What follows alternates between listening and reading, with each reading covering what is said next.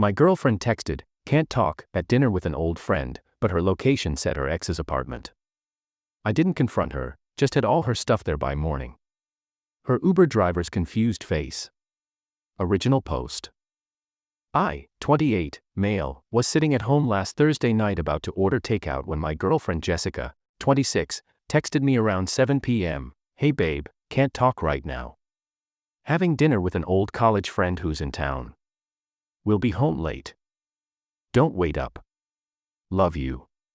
Cool. No problem. We'd been together 2 years, living together for 8 months in my condo. I trusted her completely. Or I did until about 30 seconds later. See, we share locations with each other. Started doing it after she got worried when I had to work late a few times. Her idea actually for safety, she'd said. I'd forgotten about it, honestly. Never really checked it, but something felt off. Maybe it was the way she said old college friend without a name. Maybe it was that she usually tells me her plans in advance. I don't know. Call it intuition. I opened Find My Friends. Her location showed an apartment complex about 20 minutes away, not a restaurant. I zoomed in and my stomach dropped. I knew that address. It was where her ex Daniel lived. The one she dated for 3 years before me. The one she swore she had zero feelings for and barely talked to anymore. I sat there staring at my phone for maybe 5 minutes, heart racing, hands shaking a little. Part of me wanted to call her immediately, demand answers, but then what? She'd lie, make excuses, gaslight me into thinking I was paranoid. No, I needed to be smart about this. I screenshot the location. Then I waited 5 minutes and checked again. Still at his apartment. I started taking screenshots every 15 minutes. 7:15, 7:30, 7:45. Still there. By 8 p.m., I'd made my decision. I didn't text her, didn't call, didn't drive over there to confront them. Instead, I got to work. First, I called my buddy Mike, who owns a moving company. I need a favor. Tonight, I'll pay double your usual rate. Tonight, bro, it's Thursday night. I'm watching the game. Triple. And I'll throw in that bottle of Japanese whiskey you've been eyeing at my place. I'll be there in an hour with the truck. While waiting for Mike, I went through the apartment methodically. Jessica's stuff wasn't too mixed in with mine since she'd only been living here 8 months. Her clothes, her makeup, her books, that stupid expensive juicer she never used, her PlayStation that I bought her, but whatever. It was a gift, her artwork, everything. I wasn't vindictive about it. Didn't damage anything. Just carefully packed it all. Even wrapped her dishes in bubble wrap. I'm not a monster. Mike arrived at 9:15 with his box truck and his cousin Tony. They helped me load everything. Took about 2 hours. The neighbors probably thought it was weird, but I didn't care. "Where are we taking this stuff?" Mike asked. I pulled up Jessica's location again. Still at Daniel's apartment. It was now 11:30 p.m. here, I said, showing him the address. Mike looked at me. "Isn't that?" "Yep." "Damn, bro. She's there right now." I showed him the screenshots. Every 15 minutes for the past 4 hours, same location. "That's cold," Tony said. Then he grinned. "I love it." We drove to Daniel's complex. It's one of those places with outdoor corridors, and I knew his apartment from when Jessica had once asked me to drop off a box of his old stuff she'd found. Apartment 23B, 2nd floor. We unloaded everything right there in front of his door. Boxes, bags, suitcases, even her yoga mat and that fern she loved so much. We stacked it all neatly. I wasn't trying to block his door or anything petty like that. Just delivering her belongings to her current location. I took a picture of the pile, then left a note on top. "Jessica, since you're having such a long dinner, I thought I'd save you a trip and bring your things to you. Your tea won't work anymore. We're done. P.S. Your location sharing is still on." We left. I didn't wait around to see their reaction. Didn't need to. Got home around 1 a.m. Changed my locks. 24-hour locksmith. Cost me $400, but worth it. And went to bed. My phone started blowing up around 6 a.m. Update 1. 2 days later, the entitlement that followed was absolutely insane.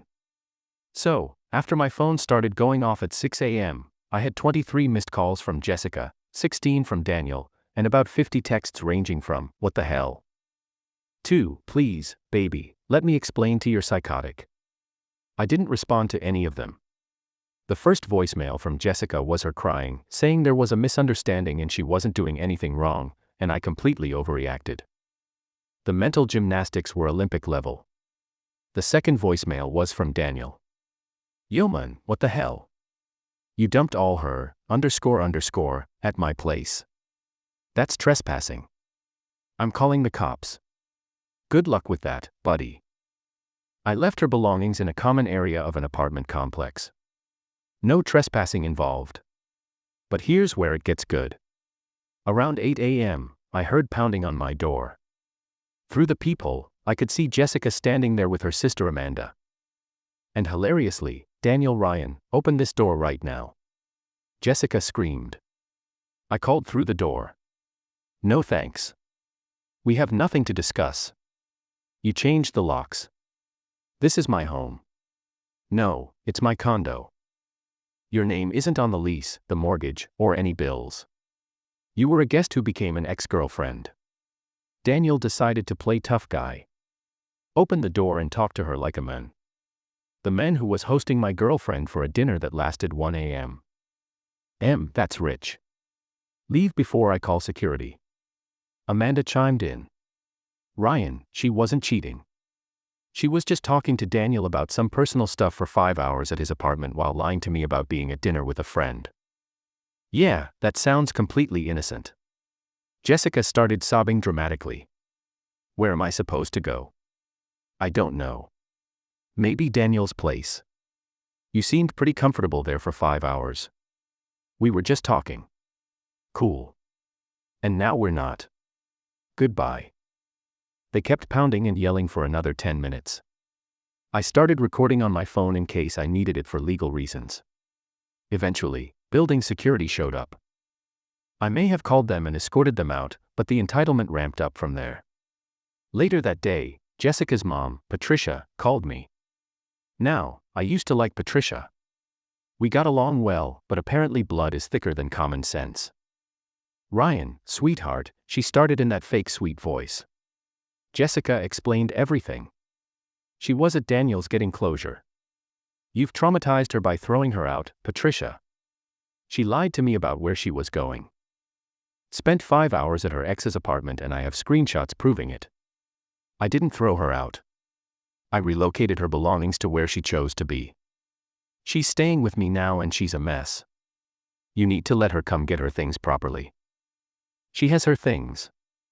I delivered them all to Daniel's apartment. Some of them got damaged. It rained that night. Not my problem.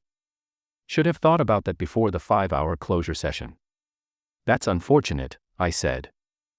Maybe she should have been honest about where she was going. Patricia's fake sweetness disappeared. "You're going to regret this. She could sue you for illegal eviction. She wasn't a tenant, Patricia. She was a guest. No lease, no rent payments, no mail in her name here. I consulted a lawyer already. Have a nice day." I hung up. Then came the social media assault, but not the usual "he's abusive" posts. No, Jessica went with a different strategy. She posted a long story about how I was too insecure to handle her having male friends and how I stalked her location and threw a tantrum like a child. The comments were interesting. Some of her friends bought it, but others were asking questions like, "Wait, why were you at his apartment, though? And why did you lie about where you were?" I didn't engage, didn't post anything, just watched it unfold. But Daniel's girlfriend found the post. Oh, yeah. Turns out Daniel had a girlfriend, Sophie. And Sophie was not happy to learn he'd had his ex over for 5 hours while she was working her night shift as a nurse. Sophie commented, "Are you kidding me right now? You were at my boyfriend's apartment until 1 a.m. The post got deleted real quick after that, but screenshots were already circulating. Update 2. 1 week later, the escalation over the past week has been absolutely unhinged. First, Jessica tried to claim I stole some of her stuff. She filed a police report saying I kept her grandmother's necklace. She never had one. Her laptop, which she took to Daniel's that night, I have her location data showing she left my place with it. And $3,000 in cash she supposedly kept hidden in the bedroom. The cops came by to question me. I showed them my security footage from inside my condo. Yeah, I have cameras in the common areas. She knew about them. The footage clearly showed me and Mike packing everything. And you can see her laptop bag going into a box. No mysterious cash anywhere. The officer looked tired. Sir, did she ever pay rent? No. Is her name on any documentation for this residence? No. Did you damage any of her property? No, I actually wrapped her dishes in bubble wrap. He closed his notebook. This is a civil matter at best. Probably not even that. They left. Later, I heard Jessica got a warning about filing false reports. Next came the financial entitlement. Jessica had been using my Netflix, Spotify, Amazon Prime, everything. I'd forgotten she also had my credit card saved on her Uber account for emergencies. I canceled the card and removed her from all streaming services. This triggered a meltdown.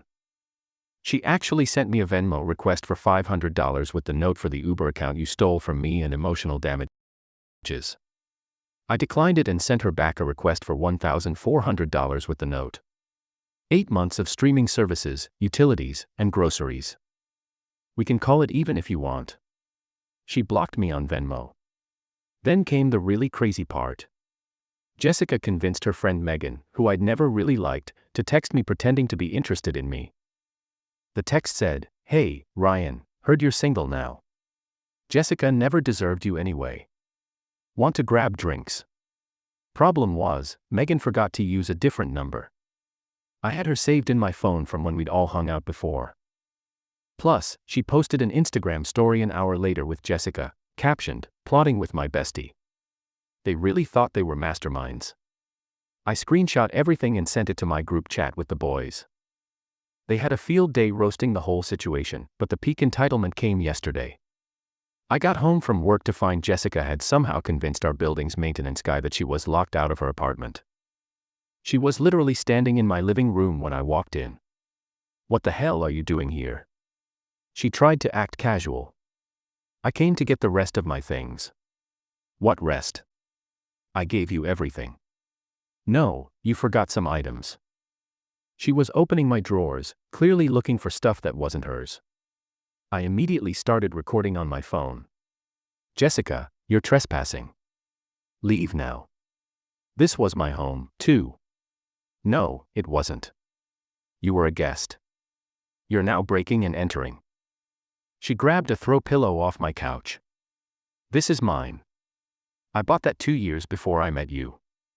"Well, I'm taking it as compensation for my emotional distress." The maintenance guy, Rob, was standing there looking mortified. "She said she lived here." "Rob, have you ever seen her on the lease? Ever seen her pick up a package from the office? Get any mail here?"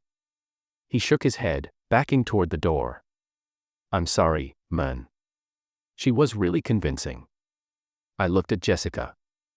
"You have 10 seconds to leave before I call the police and leave the pillow." She threw it at me and stormed out, but not before trying to grab my Nintendo Switch off the entertainment center. I blocked her. "That's mine. You bought it for me." "I bought it for myself." "You just used it sometimes." "You're such an ___ 1098." She finally left. I immediately went to the building management office and filed a formal complaint. Rob got written up and they put a note in the system that Jessica is not a resident and should not be given access. Then last night, the ultimate entitlement move. Daniel called me. Not Jessica, but Daniel. "Bro, we need to talk." "No, we don't. Look, nothing happened between me and Jess. But even if it did, you had no right to dump her stuff at my place. Even if it did, so you're admitting something might have happened." "I'm not admitting anything. I'm just saying you acted crazy, Daniel." She was at your apartment from 7 p.m. to past 1 a.m. She lied about where she was. What would you think if your girlfriend did that? I'd trust her because I'm not insecure. Right. How's Sophie, by the way? Long pause. We're working through some issues. Issues like you having your ex over for 5 hours while she was at work. That's none of your business. And Jessica is none of yours. Lose my number. He hung up. Final update. 2 weeks later. It's been 2 weeks since everything went down, and I wanted to give you all the conclusion to this disaster. After the breaking and entering incident, I filed for a restraining order. The judge granted a temporary one based on the security footage of her in my apartment without permission and the evidence of her filing false police reports. Jessica had to appear in court to contest it. She showed up with Patricia and Amanda all dressed like they were going to church trying to look innocent. Her lawyer argued that she had been a resident and had a right to retrieve her belongings. My lawyer shut that down quick with documentation showing she never received mail there, never paid rent, wasn't on any utilities, and had her legal address listed as her mom's house on her driver's license. The judge asked Jessica directly, "Did you enter the plaintiff's residence without permission after being told you weren't welcome?" She tried to explain, "I live there. He threw me out illegally." That's not what I asked. Did you enter without permission? The maintenance man let me in. After you told him you lived there, which you've just admitted in court, you did not. This is concerning, Miss Winters. The restraining order was granted for 1 year. Jessica has to stay 100 yards away from me, my home, and my workplace. But the real karma came from an unexpected source. Remember Sophie, Daniel's girlfriend? Well, she reached out to me through Instagram, not to blame me or defend anyone, but to thank me. Turns out this wasn't the first time Daniel had his ex-girlfriends over while she was at work.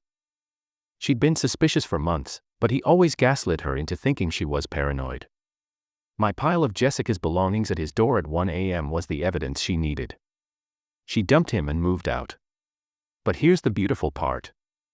The apartment was actually hers. She'd been the one on the lease, paying most of the rent, while Daniel looked for better work. For the past year.